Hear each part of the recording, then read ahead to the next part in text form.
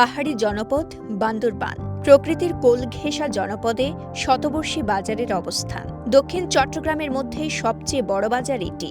একসময় কৃষকরা পাহাড়ি পথ ধরে কাঁধে ঝুড়ি বয়ে ফসল নিয়ে আসতেন এই বাজারে। এখনও এখানে ভোরের আলো ফোটার সঙ্গে সঙ্গে শুরু হয় হাটের প্রস্তুতি। জমে ওঠে মানুষের ভিড়, শুরু হয় জীবনচক্রের এক অনন্য গতি। বান্দরবান জেলার শতবর্ষী বাজারটিতে কেনাবেচার পাশাপাশি এই অঞ্চলের লোকজ ঐতিহ্য এবং পাহাড়ি কৃষকদের স্বপ্ন ধরে রেখেছে শত বছর। সপ্তাহে 2 দিন রবিবার ও বুধবার বসে এই পাহাড়ি হাট। ফরমালিনমুক্ত পাহাড়ি শাকসবজি ও ফলমূলের জন্য সারা দেশে বেশ পরিচিত এই ঐতিহ্যবাহী বাজার। পাহাড়ে জুম চাষের মাধ্যমে এসব শাকসবজি ও মৌসুমি ফল উৎপাদন হয়।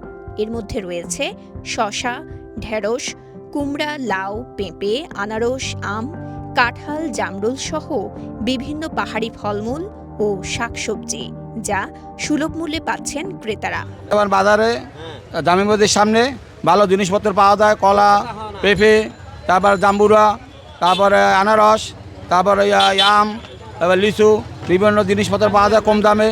রোববার আর বুধবার বাজার বারে এখানে মানুষের সমাগম বেশি হয়, আর এখানে প্রচুর লোকজন আসে, এখানে শাকসবজি কিনে নিয়ে যায়।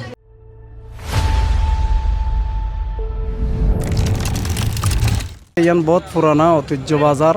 আর ছোটবেলা তো জন্মর পরত ননর এটা শাক সবজি ফল মূল আম জাম এটা বেচা কিনা করি, আর নিজেরা উৎপাদন করে নিজেরাই বেচা কিনা করি। স্থানীয়দের পাশাপাশি চট্টগ্রামের পটিয়া, চকরিয়া, কক্সবাজার সহ বিভিন্ন স্থান থেকে ব্যাপারীরা এসে পাহাড়ি সবজি কিনে নিয়ে যান। এখান থেকে অনেক ব্যাপারী চট্টগ্রামে নিয়ে যায়। ব্যাপারীরা পটিয়া, চট্টগ্রাম, কক্সবাজার, চকরিয়া বিভিন্ন জায়গায় ওখান থেকে বান্দরবান থেকে নিয়ে যায় এরা।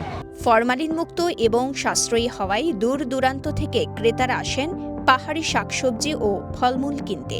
সারা দেশে এই বাজারে শাকসবজির চাহিদা আছে বেশ। রোববার বা বুধবারে আমরা ফ্রেশ শাকসবজি পাই, ফ্রেশ, কোনো ফরমালিন থাকে না, আর আমরা স্বাচ্ছন্দ্যে এগুলো খেতে পারি। সপ্তাহে 2 বার বাজার বসে। এই বাজারে পাহাড়িরা এখানে জুম চাষ করে বিভিন্ন তরিতরকারি নিয়ে আসে। এই তরিতরকারি আমরা খুব সুলভ মূল্যে পাই।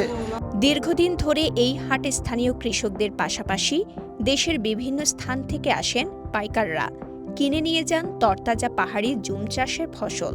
ফলে বাজারটি এখন একটি গুরুত্বপূর্ণ অর্থনৈতিক কেন্দ্র হিসেবেও বিবেচিত। বান্দরবানের এই ঐতিহ্যবাহী বাজার শুধু একটি বাণিজ্যিক কেন্দ্র নয়, এটি মানুষের জীবন, সংস্কৃতি ও সংহতির প্রতিচ্ছবি। শতবর্ষী এই বাজারের মূল আকর্ষণ তরতাজা ও ফরমালিনমুক্ত শাকসবজি ও ফলমূল। এতে সন্তুষ্ট ভোক্তারা। বর্তমানে প্রযুক্তি ও পরিবহনের উন্নয়ন ঘটলেও বাজারের আদি চেহারা বদলায়নি এখনও। যতদিন এই হাট থাকবে ততদিন টিকে থাকবে পাহাড়ের ঐতিহ্য।